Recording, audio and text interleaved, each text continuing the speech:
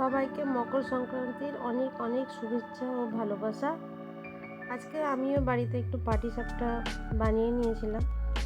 তো সেটার জন্য এক বাটি আমি এখানে চালের গুঁড়ো নিয়েছি, আর সম পরিমাণে আমি ময়দা নিয়েছি, তার সাথে আরও হাফ বাটি ময়দা নিয়েছি, আর হাফ বাটি আমি সুজি নিয়েছি।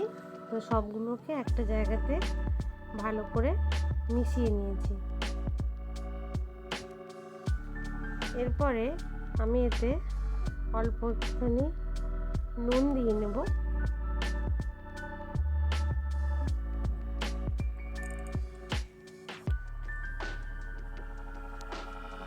তারপরে আমি ওটাতে জল মেশাতে থাকবো আর একটু গুড় মিশিয়ে নেব। ভালো করে এটা হাতে দিয়ে মাখতে হবে, তাহলে খুব ভালো করে যেন এটা মাখা হয়। আর এর সাথে 1 কাপ আমি দুধ দিয়ে নিচ্ছি।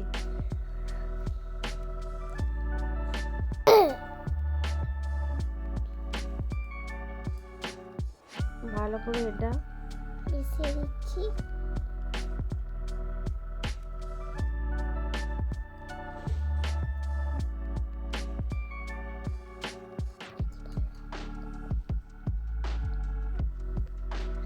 এবারে গুড়টা অ্যাড করে দিচ্ছি।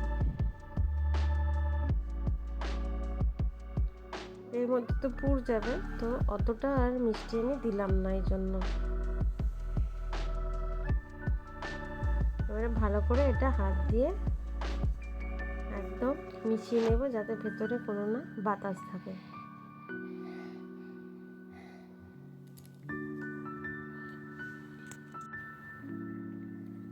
দেখতে পাচ্ছেন থিকনেসটা কীরকম হয়েছে।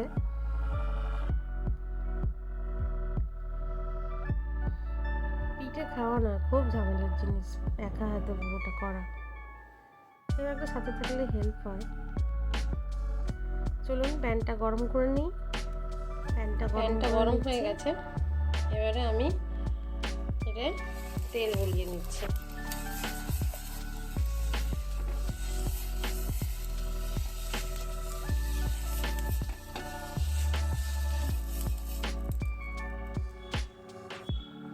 ব্রাশ দেখতে পাচ্ছি না, ওর জন্য বেগুনের মাথাটাই কেটে নিচ্ছি।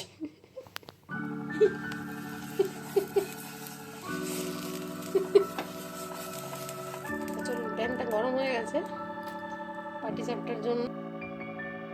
এটা দিয়ে এটা ভালো করে হাতে করে প্যানটা ঘুরিয়ে ঘুরিয়ে গোলটা করে নিয়েছে।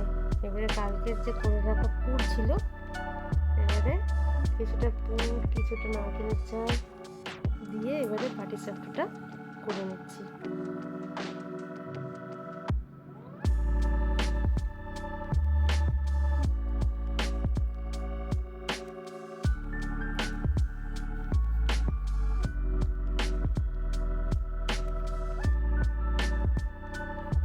ভিডিওটা এখন আমার কন্যা রত্নটি করছে, ও এখন কি করছে কি জানি। বাবা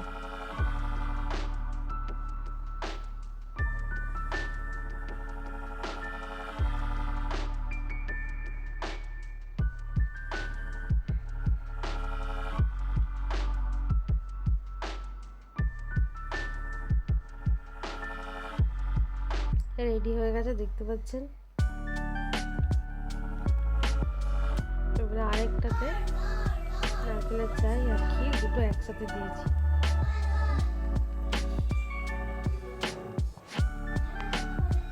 এটার জন্য আর খুন্তি ইউজ করিনি, একদম হাতে করে ধরে ঘুরিয়ে দিয়েছি। খুন্তি করে ঘোরাতে বড্ড অসুবিধা হচ্ছে, দিয়েছি একদম হাতে করে ঘুরিয়ে।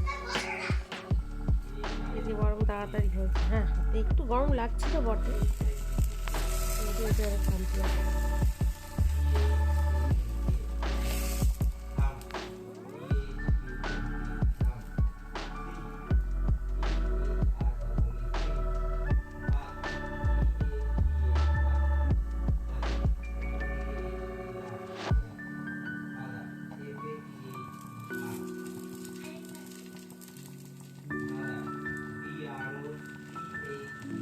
দেখতে পাচ্ছেন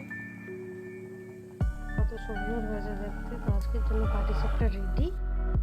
এরপরে করবো সরু চাকলি, তারপরে আবার খেতে বসবো।